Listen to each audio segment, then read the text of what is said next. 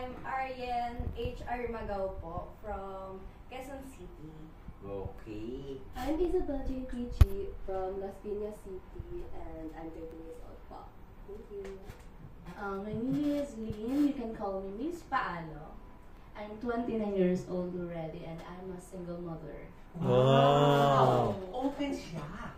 Di ba? Itong dali naman. Oo. Talagang binibigyan ng opportunity si even single mom can join. Correct. Di ba? Oo. Tawag dito, bakit na-encourage ka na sumali sa DP Models? Kasi way back po, nung dalaga pa ako. This is a really sad story before. Oh. Kasi I was in Tacloban. Waray po ako. So, nung nag-aaral pa ako nung college, mayroon kasing fashion show sa mall. So, this fashion show po, umila po ako din kasi intend na makapag-fashion show ako. Pero, meron kasi silang height requirement. So, naka-attire na ako. As in, naiyak talaga po ako kasi naka-attire na ako, okay na lahat. Tapos sabi, sorry, hindi pasok yung height. So parang may height restriction sila. Nasaya ka doon. Tapos, after nun, nag-aaral na naman ako. Tinapos ko yung pag-aaral ko, tapos nag-work.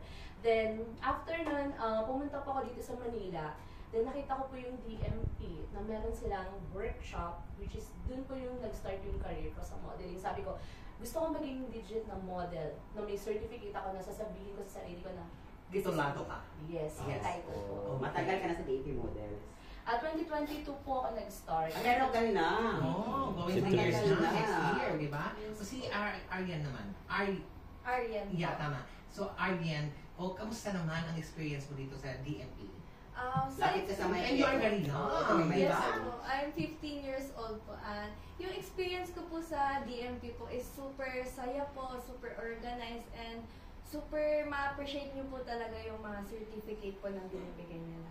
Malaki ang itulong sa iyo, Yes di po. ba? Tumaas po lalo yung confident ko, lalo na po dati po kasi mahihain po ako and ina-encourage lang po ako ng family ko na mag-model. Tapos ngayon po, dahil po sa DMP, nakapag-model na po ako. Nakatulong din ito sa school, Yes, di ba? yes. Kung meron tayong mga parang stage play or projects, Correct. mga presentation, ang laking tulong. Yes. Di ba? Kamusta naman sa Isabel?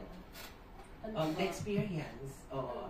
Ang mga na-experience ko naman sa DMP po, sobrang saya po talaga actually. Kasi I made a lot of friends, tapos yung confidence ko po talaga, ngayon nasa baba, dati po nasa baba, ngayon tumaas na po. Ang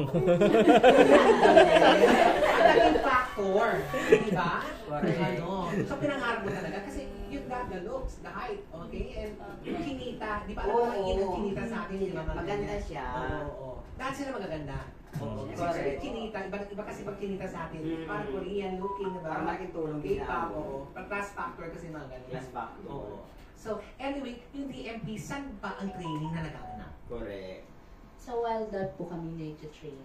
Wow! Nature! Yes. At the same time, di ba? So, with the coach. Yes, kaya silang designer. Yes po. Oh. Ang galing naman. Pero sa iyo, kasi nga, teen siya, 15, di ba? So, hindi pwede ka na rin ba sa mga gown-gown na sexy? Plus or 18 plus po na Tapos may mga designer din po na 18 pababa po yung mga fits nila.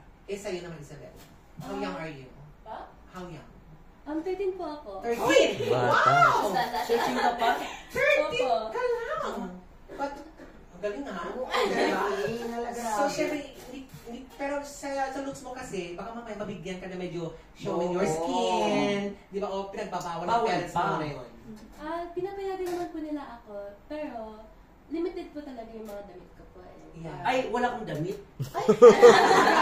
Sabi mo limit eh. Kamusta? Kamusta bilang isang